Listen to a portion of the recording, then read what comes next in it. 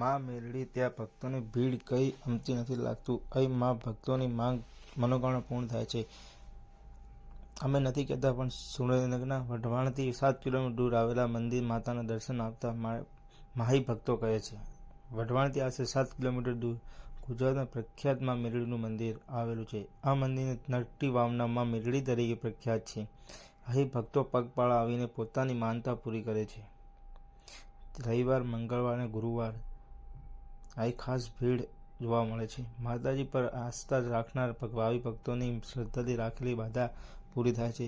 તેઓ પગપાળા માંડીને દર્શન આવશે. સુરેન્દ્રનગર નગરના જિલ્લામાં આવેલા મંદિર આખા ગુજરાતમાં પ્રખ્યાત છે. ભવ્ય મંદિરના પ્રાંગણ આવતા જ ભક્તોમાં મનમાં શાંતતા મળે છે.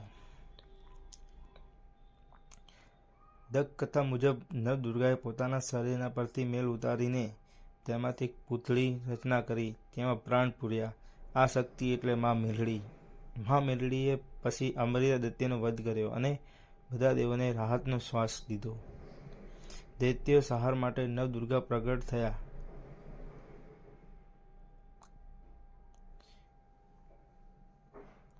આદ્યશક્તિ સ્વયં આવા દુષ્ટ રાક્ષસોથી રક્ષા કરવા માટે નવદુર્ગાએ રૂપમાં પ્રગટ થયા.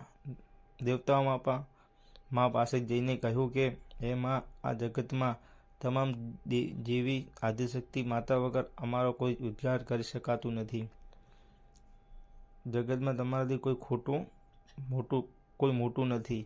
ત્યારે બધી દેવીઓ ભેગા મળીને દેવતાઓના કહેવા મુજબ પૃથ્વી પર જઈને મનુષ્યની રાક્ષસોના શ્રાસથી રક્ષા કરવા લાગ્યા. એક દૈત્ય ખૂબ શક્તિશાળી હતો. તેનું નામ અમર્ત્ય દૈત્ય હતું. તેના ત્રાસથી છુટકારો અપાવવા માટે જ્યારે નવદુર્ગા આ દૈત્યને મારવા માટે ગયા ત્યારે એ દૈત્ય ઘણો શક્તિશાળી હતો. તેઓ નવદુર્ગા સાથે ઘણા વર્ષો સુધી યુદ્ધ કર્યું. છેવટે રાક્ષસ થાકીને આ દેવીઓથી બચવા માટે ભાગવા લાગ્યો. નવદુર્ગા ભેગા મળીને પોતાના શરીરના અંગમાંથી મેલ ઉતારી પૂતળી બનાવી. દૈત્ય પૃથ્વીલોક પર સાયલા ગામમાં સરોવરમાં સંતાઈ ગયો. ત્યારે નવદુર્ગા બહેનોએ સરોવરનું પાણી પીવા લાગ્યા ત્યારે આ દૈત્ય સરોવર પાસે મરી ગયેલી ગાયના છુપાવીને બેસી ગયો. ત્યારે છેવટે નવદુર્ગાએ ભેગા મળીને આ બે દૈત્યને મારવા માટે એક યુક્તિ વિચારી. ત્યારે માએ શક્તિરૂપે દેવીને પ્રગટ કરવાનું વિચાર્યું. તે સમયે નવદુર્ગા ભેગા મળી પોતાના શરીરના અંગમાંથી મેલ ઉતારીને એક નાની પૂતળી બનાવી. તેમાં પ્રથમ પ્રાણ પૂર્યા અને તેમને દરેક દેવીઓને પોતાની શક્તિ પ્રદાન કરીને તેમને શક્તિ રૂપે શસ્ત્ર વિદ્યાનું આપીને આ અમર દૈત્યને મારવા માટે આદેશ આપ્યો. આમ પૂતળીએ નવદુર્ગાના કહેવા મુજબ આ રાક્ષસ જોડે યુદ્ધ કર્યું. અમૃત્ય નામના દૈત્યએ વધ કરવા પ્રગટ્યામાં મેલડી. આ માતાજીની ચેનલ છે મા મેલડીની. બધા લોકો સબસ્ક્રાઈબ મને કરજો, વિડીયોને ખૂબ જોજો.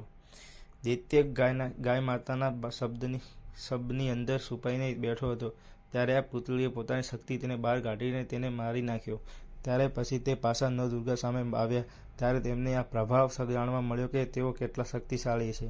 આમ નવદુર્ગાએ ભેગા મળીને પોતાના મેલમાંથી પૂતળી બનાવી અને દરેક તેમની શક્તિ આપી. જે દેવીને પ્રાગટ કર્યા તે પોતે યુદ્ધ કરીને રાક્ષસને મારી આવ્યા હતા. અને પછી તેને નવદુર્ગાને પૂછ્યું કે હવે મારે કયું કામ કરવાનું છે. ત્યારે આવા પાપી રાક્ષસને મારીને આવેલ દેવી તેમને અવગણના કરી અને તેમને દૂર જતા રહેવાનું કહ્યું.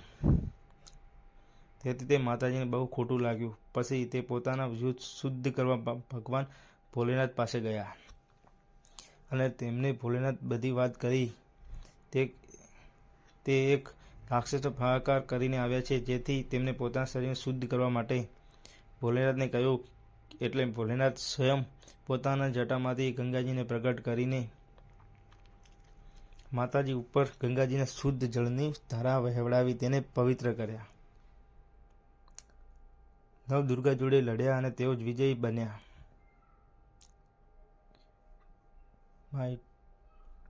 પછી તે માતાજીને ભોલેનાથને કહ્યું, હવે મારું નામ શું રાખવાનું? ત્યારે ભોલેનાથ કહ્યું કે તમે નવદુર્ગા જઈને પૂછી આવો. ત્યારે માતાજી જણાવ્યું કે નવદુર્ગાએ મને છોડી દીધી છે. હવે તેઓ મને અડવાઈ ના પાડે છે. તે મારે શું કરવાનું? ત્યારે ભગવાન ભોલેનાથે તેને આશીર્વાદ આપ્યા. જણાવ્યું કે પોતાના નામ માટે નવદુર્ગા જોડે યુદ્ધ કર્યો. ત્યારે ત્રણેય દેવતાઓ ભેગા મળીને બ્રહ્મા, વિષ્ણુ અને મહેશ ભગવાને તેમને પોતાના શસ્ત્ર રૂપે બયાજીને પોતાની ગદા આપી અને વિષ્ણુ ભગવાને પોતાનું ચક્ર આપ્યું. ત્યારબાદ શંકર ભગવાન પોતાનું ત્રિશૂલ આપ્યું. આમ ત્રણેય દેવોએ આશીર્વાદ આપીને માતાજીને લડવાને મોકલ્યા. પછી તે નવદુર્ગા જોડે લડ્યા અને તેઓ વિજયી બની ગયા. ત્યારે તેમની શક્તિઓ સામે નવદુર્ગાઓ પણ હાર માનવી પડી. માં મેલડીની ચેનલ છે, બધા લોકો સબસ્ક્રાઈબ કરજો, વિડીયોને જોજો.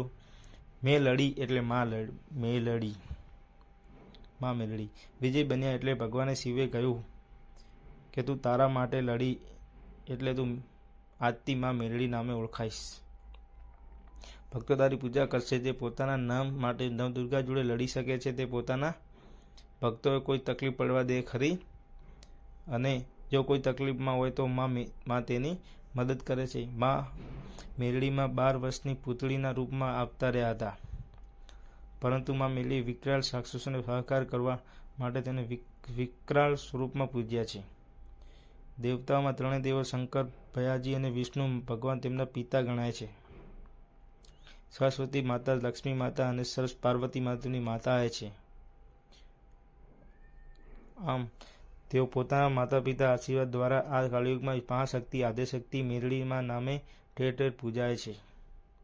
તો બધા મિત્રો આ વિડીયોને ફૂલ જોજો, આખો વિડીયો જોજો, સપોર્ટ કરજો. જય માં મેલડી.